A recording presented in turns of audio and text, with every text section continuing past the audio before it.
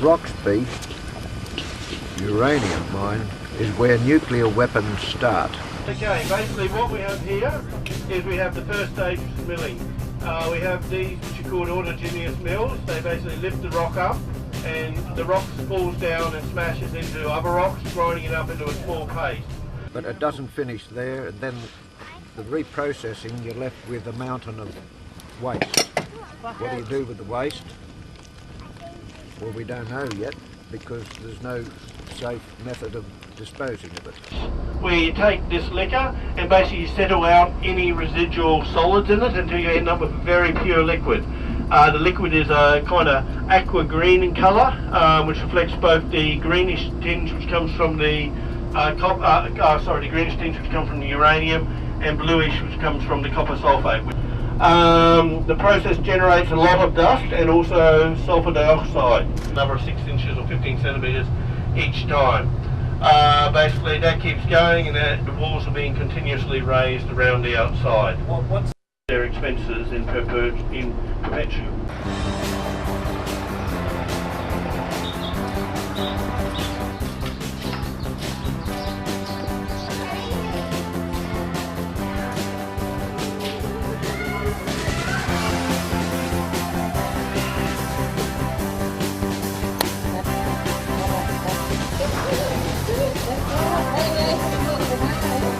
Radiation is one of the occupational hazards which are associated with our mining site. Because we handle uranium, it's very important that we do it. We have a whole host of international and national guidelines which we have to comply with. In particular, things like the International Atomic Energy Agency's International Basic Safety Standards for Radiation Protection. Excuse me. At the level of exposure we get at Olympic Dam, even if you had a COA size of several hundred thousand, it's unlikely you could ever detect any kind of health impacts. And that's from the studies we've done at higher level exposures. But the data is gathered, it's just that there's no demand for an epidemiological study at this stage because the statistical power isn't there.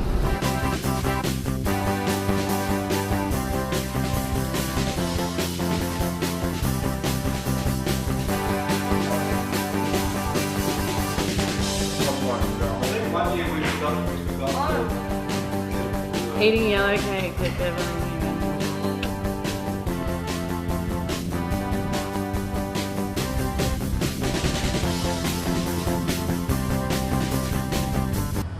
But we can see the difference in the landscape since the opening of the mines. We can see that there's less bush food around. People feel uncomfortable about eating kangaroo and emu because it's drinking water near the mines and eating grass and seeds that grow around the mines, where we all feel scared about that. So we've now turned off. You can see over there the former central well field with a lot of the identifier pipes sticking up and the tumbleweeds and other bushes growing back. So that's one that is almost mined out, and we just got to decide whether it's worth coming back to get the last few bits out of it or not before it's assigned. So that leads to what's called the pregnant liquor pond.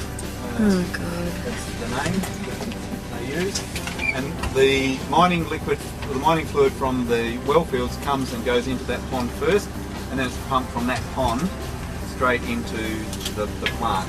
And that's got a floating cover on it because the algae grew so much it was clogging up the filters in the plant. Could you tell us what rehabilitation you did with the spills that you had? Did you have in your past with contamination? Do that one at the talk because I'll have a bit of presentation to it, but you're welcome to ask me again after.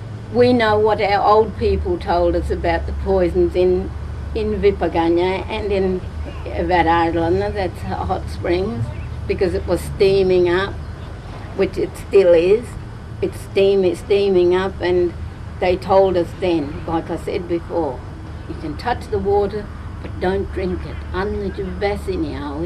That is poisoned water. A little bit more about native title. So just as the environmental approvals were revisited, the Aboriginal native title agreements were revisited recently, and there was one for Beverley renegotiated and signed in date.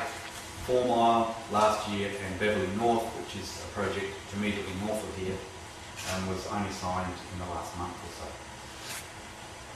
Our people weren't really forced into signing, but I somehow think that somehow they were forced into signing, because we get royalties from the Beverley mine, and the mining company will come and say to the people, meet with the community and say to them, look, if we don't sign off on this next agreement, your royalties will be stopped.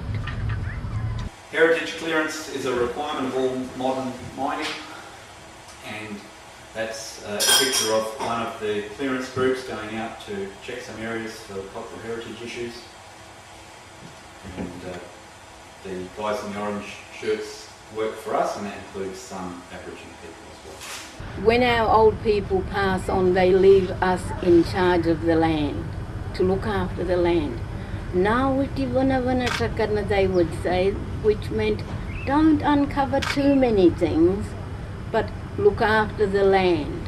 They were very strong about telling us about looking after the land. Gonna be a blockbuster.